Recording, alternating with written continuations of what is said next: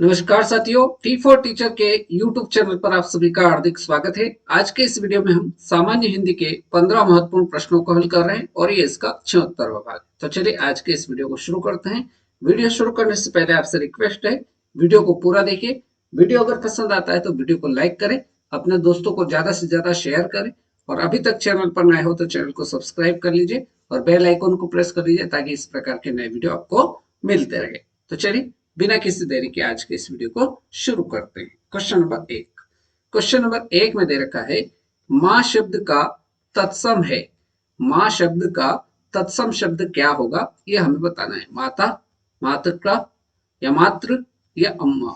तो माँ शब्द का जो तत्सम शब्द होगा वो हमें बताना है कि क्या होगा। तो माँ शब्द का तत्सम शब्द होगा मातृ। सी ऑप्शन हमारा एकदम सही उत्तर रहेगा। आगे बढ़ते हैं क्वेश्चन नंबर 2 की ओर। शुद्ध वर्तनी का चयन कीजिए। शुद्ध वर्तनी का चयन करना है। चारों में से कौन सा शब्द शुद्ध है। तो यहाँ पर ज्येष्ठ शब्द का जो शुद्ध रूप होगा वो रहेगा ऑप्शन डी। ज्येष्ठ ऑप्शन डी जो रहेगा वो आपका एकदम शुद्ध शब्द रहेगा।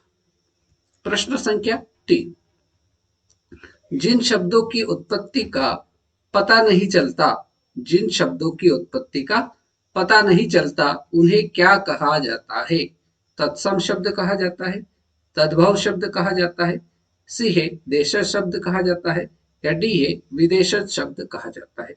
तो जिन शब्दों की उत्पत्ति का पता नहीं चलता उन्हें देशज शब्द कहा जाता है। तो सी विकल्प आपका बिल्कुल सही उत्तर हो जाएगा।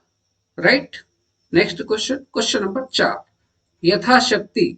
यथाशक्ति शब्द में कौन सा समास है। शब्द हमें दे रखा है यथाशक्ति और इसमें बताना है कि इसमें कौन सा समास है। ऑप्शन ए है बहुब्रीहि समास, बी है अव्ययी भाव समास, सी तत्पुरुष समास, डी है कर्मधारय समास। तो यहाँ पर जो शब्द दे रखा है इसका हम संधि विच्छेद करेंगे तो ये बनेगा यथा धन शक्ति। यथा धन शक्ति। तो शक्ति एक शब्द है, इसमें यथा क्या लगा रखा है, उपसर्ग लगा रखा है। तो उपसर्ग जहां पर लगा हुआ होता है वहां पर आपका जो समास होता है वहां आपका अव्ययी भाव समास होता है। इसलिए ऑप्शन बी क्वेश्चन नंबर 4 का एकदम से उत्तर हो जाएगा। आगे बढ़ते हैं क्वेश्चन नंबर 5 की ओर। को और के लिए किस कारक के चिन्ह है। को और के लिए किस कारक के चिन्ह है। ए है संप्रदान कारक, बी है करण कारक, सी अपादान कारक, डी संबोधन कारक। तो को और के लिए यह किस कारक के चिन्ह है। तो यह संप्रदान कारक के चिन्ह है। ऑप्शन ए बिल्कुल सही उत्तर हो जाएगा। Right. Next question, question number 6। Question number 6 कह रहा है, कविता को पीट दो। कविता को पीट दो इस वाक्य में कौन सी क्रिया है। इच्छा बोधक क्रिया, अभ्यास बोधक क्रिया, शक्ति बोधक क्रिया या अनुमति बोधक क्रिया। तो कविता को पीट दो इस वाक्य में जो क्रिया है वह आपकी अनुमति बोधक क्रिया होगी। डी ऑप्शन आपका राइट आंसर रहेगा। क्वेश्चन नंबर 7, साधु शब्द का स्त्रीलिंग शब्द है। साधु शब्द का स्त्रीलिंग शब्द क्या होगा यह हमें बताना है। साधुनी, साध्वी, साधुवाहिनी या साधु। तो साधु शब्द का जो स्त्रीलिंग शब्द होगा वो होगा आपका साध्वी। बी ऑप्शन आपका एकदम सही उत्तर हो जाएगा। राइट। आगे बढ़ते हैं क्वेश्चन नंबर 8 की ओर। शब्द होते हैं। शब्द क्या होते हैं, स्वर एवं व्यंजनों के मेल, बी है स्वरों के मेल, सी ध्वनियों के मेल से बने सार्थक वर्ण समुदाय, डी निरर्थक और सार्थक शब्दों के मेल। तो शब्द जो होते हैं वो ध्वनियों के मेल से बने सार्थक वर्ण समुदाय होते हैं। तो यहाँ पर सी ऑप्शन जो रहेगा वो हमारे इस क्वेश्चन का बिल्कुल सही उत्तर हो जाएगा। क्वेश्चन नंबर 9, भक्ति का अर्थ नहीं है।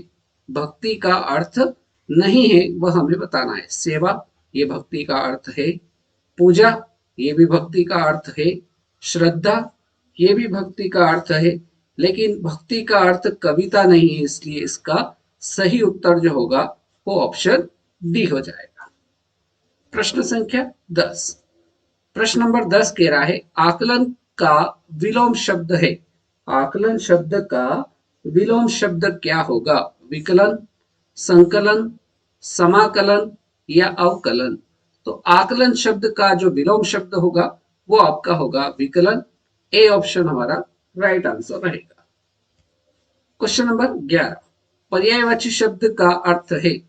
पर्यायवाची शब्द का अर्थ क्या है? विलोम शब्द है, समानार्थी शब्द है, प्रतिविलोम शब्द है या फिर इनमें से कोई नहीं। तो पर्यायवाची शब्द का अर्थ क्या होगा? तो पर्यायवाची शब्द का अर्थ होगा समानार्थी शब्द। तो बी ऑप्शन हमारा राइट आंसर हो जाएगा। प्रश्न संख्या 12। पूर्ण विराम का प्रयोग किया जाता है। पूर्ण विराम चिन्ह का प्रयोग कहाँ किया जाता है? वाक्य के प्रारंभ में, बी है वाक्य के मध्य में, सी है वाक्य के अंत में, डी इनमें से कोई नहीं। तो पूर्ण विराम चिन्ह का जो प्रयोग किया जाता है वो किया जाता है वाक्य के अंत में। तो आप बड़ी आसानी से कह सकते हैं कि क्वेश्चन नंबर 12 का सही उत्तर ऑप्शन सी हो जाएगा। Question number 13। क्वेश्चन नंबर 13 है अत्यधिक शब्द का संधि विच्छेद होगा। अत्यधिक शब्द दे रखा है और हमसे बोला है कि इसमें इसका संधि विच्छेद क्या होगा? अत्यधिक, बी है अतिधन अधिक, सी अतिधन अधिक, डी है अत्यधन दिक। तो अत्यधिक शब्द का जो सही संधि विच्छेद होगा वो होगा अतिधन अधिक। बी ऑप्शन आपका राइट आंसर हो जाएगा। प्रश्न संख्या 14। कौन सा शब्द स्त्रीलिंग शब्द है? स्त्रीलिंग शब्द का चयन करना है। मित्र, सूचना, उपहार या अध्याय, इनमें से आपको बताना है कि स्त्रीलिंग शब्द कौन सा है। तो मित्र होता है, होती नहीं है, इसलिए ये आपका पुल्लिंग शब्द हो जाएगा। सूचना, सूचना होती है इसलिए ये आपका स्त्रीलिंग शब्द होगा। उपहार होता है या दिया जाता है इसलिए आपका ये पुल्लिंग शब्द होगा। और अध्याय होता है इसलिए ये शब्द भी आपका पुल्लिंग शब्द होगा। तो हमसे इस प्रश्न में बताना था कि स्त्रीलिंग शब्द कौन सा है। तो स्त्रीलिंग शब्द आपका सूचना होगी। सूचना जो है ये आपका स्त्रीलिंग शब्द होगा, इसलिए बी विकल्प रहेगा इसका राइट आंसर। और आज के इस वीडियो का हमारा अंतिम प्रश्न, संज्ञा का प्रकार नहीं है। कौन सा संज्ञा का प्रकार नहीं है? देशवाचक, जातिवाचक, व्यक्तिवाचक या भाववाचक।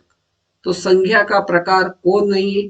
तो जातिवाचक संज्ञा का प्रकार है, व्यक्तिवाचक भी संज्ञा का प्रकार है और भाववाचक भी संज्ञा का प्रकार है, लेकिन देशवाचक जो है ये संज्ञा का प्रकार नहीं है, इसलिए इसका सही उत्तर जो होगा वो ऑप्शन ए हो जाएगा।